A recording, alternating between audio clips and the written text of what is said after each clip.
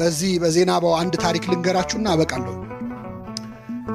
አንድ ሰው ኃጢአት ሰርቶ ንስሐ ሊገባ ወደ ካህን ይመጣል እና ይዞ የሰራው ኃጢአት ሰው መግደል። የገደለው ደግሞ አንድ ሰው አይደለም 7 ሰው ነው የገደለው። ስንት ሰው? 7 ሰው። ከዛ ይመጣና ለካህኑ 7 ሰው ገደልኩ ብሎ ይናዘዛል።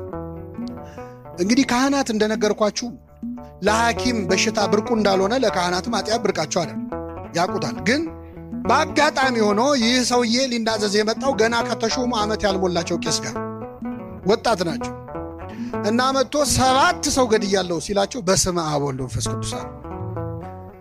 ከዛ አደነጋገጣቸውን ሲያይ እኚህ ሰውዬማ ለፖሊስ አሳልፈው ይሰጡኛል ብሎ እሳቸውንም ገደላቸው። ስንት ሆኑ? አሁን ትንሽ ቀን አረፍ አለና ደግሞ መልሶ ቆጨው። አይ ንስሐማ መግባት አለብኝ ብሎ ሌላ ካህን ጋር ሄደ።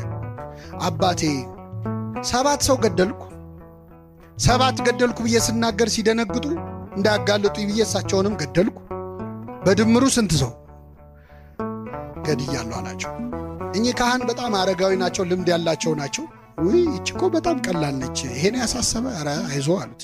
ምክንያቱም 9ኛ እንዳይሆኑ ሲያዩት ሰውየው አያዋጣም አይደል? ይሄን ያሳሰበ ይሄ ሰይጣን ነው፣ እንደውም አይዞ አንተ ጠበል ነው መጠበቅ ያለብህ፣ ጠበል አጠምቃለሁ ትሄዳለህ አሉት። ደስ አለው። ከዛ ና አሁን ነው እንደውም አጠምቅ ብለው ይዘውት ወደ ሆነች ዋሻ ወሰዱት። ከዛ ጉድጓድ አለ፣ ጉድጓድ ውስጥ ውሃ ወርደህ ታመጣለህ፣ ጠበል አጠምቃለሁ ይለቃል፣ አይዞ አሉት። ደስ አለው። በገመድ አወረዱት፣ ገባ። ውሃ ሊቀዳ ወደ ውስጥ ሲገባ ውሃ የለም። ጉድጓዱ በጣም ረጅም ነው፣ ታች ነው የገባው። ሲፈልግ የለም ውሃ። ሲመለስ አባ ገመዱን ሰብስበውታል። አንተ እዛው ነው መቆየት ያለብህ አሉት። ይገርማችኋል፣ ይሄ ሰውዬ ውስጥ ሆኖ ይዝታል። ልውጣ ብቻ እኔ እንደ ሌሎቹ አንተ መግደል አይደለም ቆራርጣለሁ ይላል። ችግር የለውም። እሳቸው በቀን አንዴ ይመጣሉ። ማታ አንዲት ኮዳ ውሃና አንዲት ዳቦ ይጥሉለታል። ይዝታል፣ ይበላል። በቀን አንዴ ነው የሚበላው። ማታ 12 ሰዓት ነው። ምን እያደረገ ነው የሰውዬ? መልሱልኝ። 7 ቀን ጾመ። ይዝታል፣ ይበላል፣ ይዝታል፣ ይበላል። ከዛ እየቆየ ሲመጣ ዛቻው እየቀነሰ ልመና ሁሉ ጀመረ። ኧረ ተው ያስወጡኝ፣ ግድ የሎትም በቃ ምንም አልነካዎትም ማለት ጀመረ።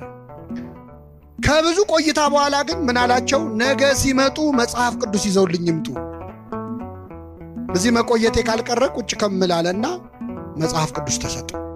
ማንበብ ጀመረ። ከዛ ሲመጡ ምን ይላል?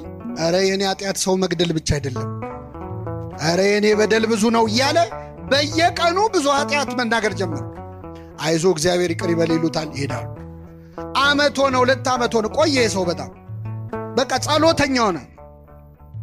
ከብዙ ጊዜ በኋላ እኛ አባት ሲመጡ የሰውዬ እዛ ጉድጓድ ውስጥ የለም። ደነገጡ። ያው የእሱ ነገር አይታመንም፣ ቤት በኩል ዞሮ ሊመጣ ነው ብለው። አባቴ ይፍቱኝ የሚል ድምፅ ሰሙ። ቀና ሲሉ አየር ላይ ነው ያለው ሰው። እግዚአብሔር ይፍታሉ። ተሰወረ። በቅቷል ማለት ከሳቸው በለጠ በቅድስ። አባቶቻችን ጾሙ ጸልዩ የሚሉን ለሰራነው ኃጢአት ሊቀጡን አይደለም፣ ወደ ማን ሊያቀርቡን ነው። እግዚአብሔር የሰማነውን ለንስሐ ያድርግልን። ለጠቅላላ እውቀት አይደለም የተማርነው። ይህንን ድምፅ የሰማችሁ ሰዎች ንስሐ ግቡ ዛሬውኑ።